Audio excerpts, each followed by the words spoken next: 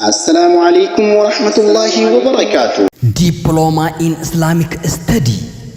Baga Gamadan, Baga Gaman. Ninjara, markadani ilmi ahla sunnah wal jama'ah.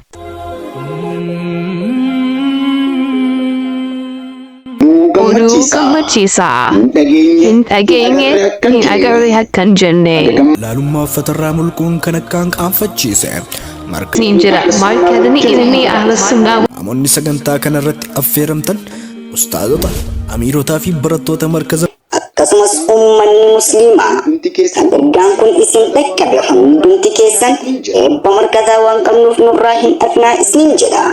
Akkasumas obboleewwan keessan kan ergaan kun hin dhaqqabin biraanilleen ga'uuf tattaaffii akka gootan kabajaaf jaalalaan isin gaafata. Harree guyyaan sagantaa keenyaa akka lakkoofsa faranjiitti Febraarii 5, 2024. Akka lakkoofsa hijiraatti Rajaba 23, 1445. Sa'aan akka lakkoofsa faranjiitti za'a 8 walakkaa. Akka kan habashaatti jimaata oollee halkan sabtii yookaan halkan qidaamee za'a 2 walakkaa irratti kan eegalu ta'a.